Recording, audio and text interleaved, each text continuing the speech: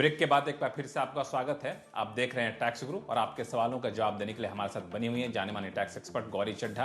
आपके सवाल जवाब का सिलसिला शुरू करें इससे पहले हम आपको ये बताएंगे कि अगर आपने क्रिप्टो करेंसी या फिर बिटकॉइन से मोटी कमाई की है तो उसको कैसे आप टैक्स के हिसाब से देखें, उस पर टैक्स की देनदारी क्या बनती है। गौरी, एक ऐसी करेंसी है जिसमें मुझे लगता है दुनिया भर के निवेशकों ने पैसा डाला है, भारत में भी ऐसी तादाद काफ़ी ज़्यादा है। अब सवाल यह है कि आखिर इससे जो कमाई हुई है उसको किस हेड में दिखाया जाए, क्या उस पर टैक्स की देनदारी बनती है, तो बनती है तो टैक्स की दरें क्या होंगी, कई सारे कंफ्यूजन है। आपका क्या मानना है? बिटकॉइन की पॉपुलैरिटी तो बढ़ती जा रही है। भारत में भी बहुत लोगों ने 2021 में ही कई मिलियन लोगों की ग्रोथ देखी गई है जिन्होंने क्रिप्टो करेंसीज में इन्वेस्ट किया है।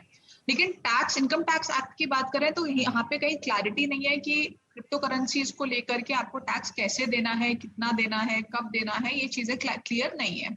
लेकिन अगर हम इनकम टैक्स एक्ट को समझें तो इनकम टैक्स एक्ट ये कहता है कि आपकी जितनी भी इनकम होती है सारी की सारी हम टैक्स करेंगे, एक्सेप्ट अगर हमने स्पेसिफिकली किसी इनकम को एक्सक्लूड किया है। फॉर एग्जांपल हमने कहा कि एग्रीकल्चरल इनकम हम टैक्स नहीं करेंगे, तो उसको नहीं करेंगे। लेकिन अगर हमने स्पेसिफिकली किसी चीज के लिए नहीं कहा तो उसको हम टैक्स करेंगे। तो पहली बात तो साफ हो गई कि बिटकॉइन या किसी भी क्रिप्टो करेंसी को आपने उसमें मुनाफा कमाया है तो आपको उस पर टैक्स देना होगा। अब टैक्स कैसे देना होगा? अगर आप बहुत ज्यादा खरीद बेच कर रहे हैं, बहुत फ्रिक्वेंसी बहुत हाई है, तो हम ये मान लेंगे कि आप इसका बिजनेस करते हैं और आपकी बिजनेस इनकम ये मानी जाएगी, जिसमें आपका प्रॉफिट एंड लॉस अकाउंट बनेगा, बैलेंस शीट बनेगी और वो पूरी फाइल होगी।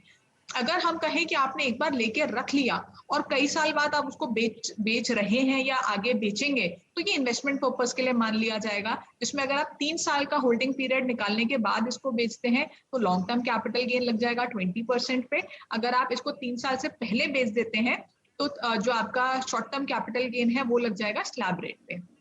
हालांकि इस पे कई अलग अलग प्रोफेशनल्स का अलग अलग व्यू है। कुछ कहते हैं कि इनकम फ्रॉम अदर सोर्सेज में जाना चाहिए, कुछ कहते हैं कि स्पेकुलेटिव बिजनेस इनकम में जाना चाहिए। तो ये एक हर प्रोफेशनल का अपना जजमेंट है, लेकिन हाँ, टैक्स देना तो सबसे ज्यादा जरूरी है। बिल्कुल, इसके पीछे लॉजिक भी बताया गौरी ने कि जिन जिन चीज़ों को एग्जेम्प्ट किया गया है उसके अलावा जितनी भी चीज़ें बच जाती हैं उस पर आपको आमदनी होती है तो टैक्स की देनदारी बनती है। अब देनदारी किस रूप में बनती है अलग अलग मत हो सकता है, क्योंकि सरकार ने अभी तक कोई क्लैरिफिकेशन जारी नहीं किया है, लेकिन आपको टैक्स चुकाना होगा, इस बात का ध्यान बिल्कुल रखिए। चलिए शुरू करते हैं फिर से सवाल जवाब का सिलसिला। नोएडा से विपुल टांस जी हमारे साथ फोन लाइन पर बने हुए। विपुल जी बताएं क्या सवाल है आपके? Yes, actually Vipul from Noida. मेरा सवाल ये है कि एक्चुअली मैं एक मल्टीनेशनल कंपनी में जॉब करता हूँ, ठीक है। तो एक्चुअली क्या है कि हमें एक फैसिलिटी दी गई है कंपनी ने कि अभी आप वर्क फ्रॉम होम कर सकते हैं, बट वर्क फ्रॉम होम के लिए वो लोगों ने बोला है कि हम आपको रीइंबर्स कर देंगे। सपोज कि वो लोगों ने हमें 50,000 रुपीज रीइंबर्स कर दिया, बट वो बोल रहे, कंपनी ने बोला कि ये टैक्सेबल इनकम है एक्चुअली, ठीक है। तो आपको सैलरी में मिल जाएगी बट उसमें से टैक्स कटेगा what ever the in your bracket. तो अगर ये टैक्स बचाना हो तो क्या कर सकते हैं, और तो उसका हमें जवाब चाहिए। ठीक है, देखिए विपुल जी, अगर ये आपको रिइंबर्समेंट मिली होती, जैसे मोबाइल की रिइंबर्समेंट हो गई, मोबाइल बिल की या आपके इंटरनेट बिल की, तो ये एग्जेम्प्ट हो सकती थी। और ये आपकी हर कंपनी की अलग अलग पॉलिसी होती है। अब आपकी कंपनी ने आपको जो रिइंबर्समेंट दी है 50,000 आपने बोला, ये 50,000 उन्होंने आपका सैलरी का पार्ट बना के आपको दी है। ये कोई पर्टिकुलर चीज की रिइंबर्समेंट नहीं है, इन टोटलिटी ये आपकी सैलरी का पार्ट है। तो आपको इसके ऊपर टैक्स देना होगा, जिस भी ब्रैकेट में आप फॉल करते हैं उस पर टैक्स देना होगा। टैक्स बचाने का जो तरीका है वो ये है, अगर आप कंसल्टेंट होते यानी कि एम्प्लॉय ना होते, जिस एम्प्लॉय का टीडीएस कटता है सेक्शन 192 में स्लैब रेट के ऊपर, और आपका जो आप कंसल्टेंट अगर होते तो आपका फ्लैट 10% टीडीएस कटता है, और जो कंसल्टेंट होते हैं उनको खर्चे अलाउ किए जा सकते हैं, यानी कि आप जो भी खर्चा कर रहे हैं अपनी सर्विस को रेंडर करने के लिए, वो सारे ही खर्चे आप अपने पीएनएल में बुक करके और उस पर डिडक्शन ले सकते हैं।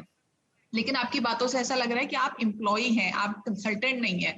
तो अगर आप एम्प्लॉय हैं और आपकी कंपनी की कोई पॉलिसी नहीं है और कंपनी कह रही है आपको कि ये सैलरी का पार्ट है, इस पर टैक्स लगेगा, तो इस पर जरूर टैक्स। तो इसको टैक्स बचाने का कोई रास्ता नहीं है मंजे विपुल जी, लेकिन यह है कि अगर आप कंसल्टेंट होते तो शायद आप टैक्स बचा पाते हैं, अगर या फिर कंपनी आपको सैलरी के पार्ट के तौर पर, हिस्से के तौर पर पैसा नहीं दे रही होती, तब भी आप पर टैक्स की देनदारी नहीं बनती। चलिए, ये सारे सवाल थे इनकम टैक्स से, लेकिन जीएसटी से जुड़े हुए भी कई सारे सवाल आ रहे हैं। अब बारी है उन सवालों के जवाब देने की।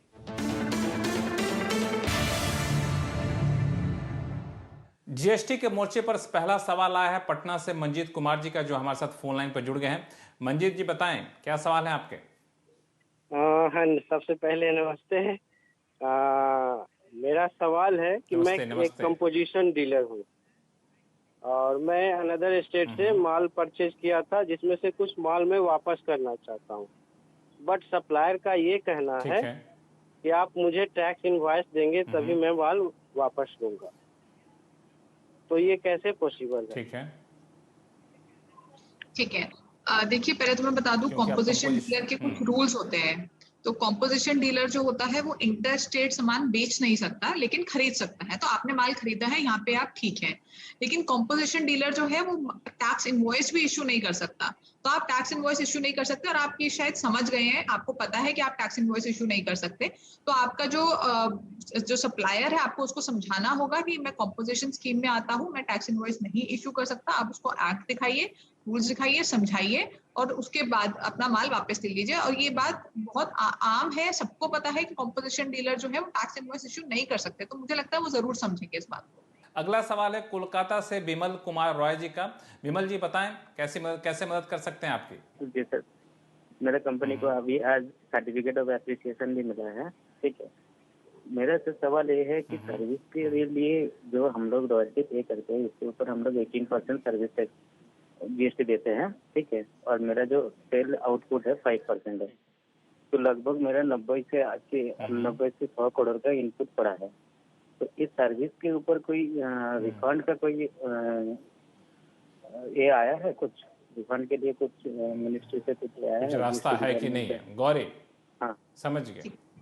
देखिए, अगर आप कोई चीजें एक्सपोर्ट कर रहे हैं जहाँ पे आपके ऊपर एक्सपोर्ट ड्यूटी लगती है, तो आप इसका रिफंड नहीं ले सकते। अगर आप एक्सपोर्ट नहीं कर रहे हैं और आपका जो माल है, आप जो बेच रहे हैं वो कम रेट पे बेच रहे हैं, और जो आप खरीद रहे हैं वो आपका हायर रेट पे है, तो ये इन्वर्टेड ड्यूटी स्ट्रक्चर का केस बनता है, जिसमें सरकार ने कहा है कि अगर ऐसा केस बनता है तो हम आपको रिफंड दे देंगे।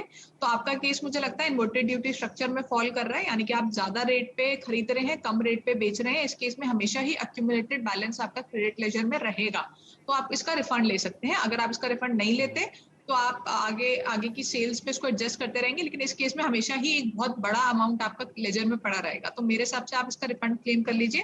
थोड़ा सा लंबा प्रोसेस होता है, लेकिन आसानी से रिफंड मिल जाता है। चलिए विमल जी, आप खुश हो जाइए, क्योंकि आपको रिफंड मिल जाएगा। इसका रास्ता बिल्कुल साफ है और आप रिफंड लीजिए, और उसमें कोई परेशानी है तो बताइएगा फिर से हमें।